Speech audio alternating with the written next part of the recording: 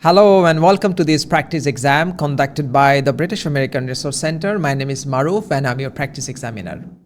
These questions have been designed to simulate the IELTS speaking test. So let's begin. What is your full name? Hi, so my name is Luca Richter. And what shall I call you? You can just call me Luca. At the beginning of the IELTS test, you'd be required to provide a passport or an ID. But as this is just a practice exam, you don't need to provide any ID or a passport. Now, in the first part of the test, I'm going to ask you some questions about yourself. Where is your hometown? So my hometown is actually a little coastal town in South Africa called Plettenberg Bay. Do you often visit your hometown? Yes, I definitely visit my hometown often because I have a lot of family members that are still there. Is there any historical place in your hometown? Yes, the old rectory in Plettenberg Bay is where the priest used to live. Okay. What is there for a foreigner to do or see in your hometown? There's many things for a foreigner to do. Since it's a coastal town, things like surfing, whale watching, lying on the beach, those are all very popular. Then there's also skydiving for the more adventurous. Okay. Has your hometown changed much since you were a child? Oh yes, it has changed a lot. Many more buildings being built, shopping centers, left, right, and center. Is there good public transportation in your hometown?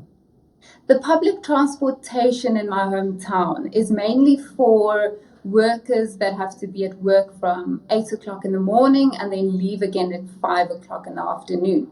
So there's not a lot of public transportation that you can use during the day. You can use something like Uber, but it can become a bit costly. Okay, this is the end of part one. Let's move on to part two. Now, in this part, I'm going to give you a topic and you have to talk about it for 1 or 2 minutes. You can take notes if you wish.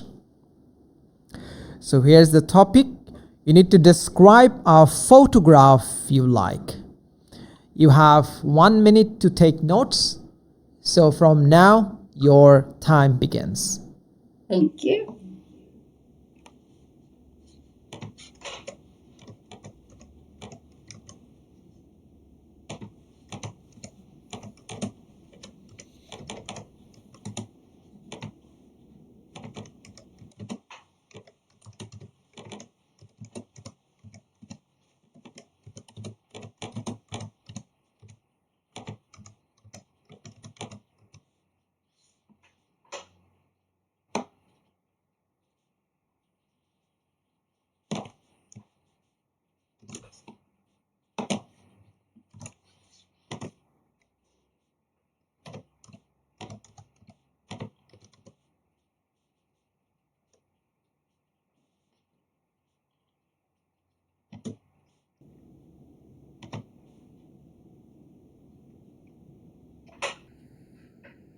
Okay, I can try. Great. Remember, you have 1 or 2 minutes for this, so don't worry if I stop you. I'll tell you when the time is up. So would you like to start now, please? Yes. So in the photograph that I'm describing, there are 5 airplanes. So I was at an air show when I took this photo, and the 5 airplanes that are on this photo of mine is 3 crop sprayers. So people can see the varying sizes of the crop sprayers that were there. There was an RV, that's an aerobatic aeroplane. So on this day, they did a lot of aerobatic flying. They did tricks in the air, which was such a fun thing to see. The other one that was there is called an Atlas Angel. So the Atlas Angel is actually a military plane, an old military plane. And they used that to do skydiving drops. So on this day, this aeroplane was used specifically for this. And Also in my photo, you can see many people standing around, so they could come and take a closer look at the aeroplanes. They then could enjoy the many food stalls that were there, so they could get some drinks, food, and then watch the show as it carried on. So that's what you can see in my photograph. It was also a sunrise. So it was the beginning of the day. The action was just starting, so you can feel the excitement building up. Great. Thank you. This is the end of part 2. Let's move on to part 3, and I have several questions for you. How has sharing photographs changed since your grandparents' time? It's changed quite a lot. So my grandparents took photos on film cameras that had to be developed in dark rooms. So it's been such a big development from then to now, where I can just click a button and I can see my images immediately in front of me. Yeah. Should people share their photographs online?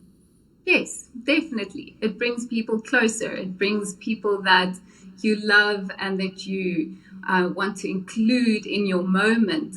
They can actually experience the time with you, even if they weren't there. Do you think that nowadays people spend too much time taking photographs?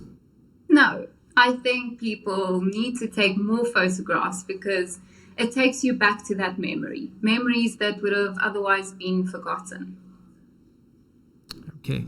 Have people become obsessed with taking selfies? Yes, definitely.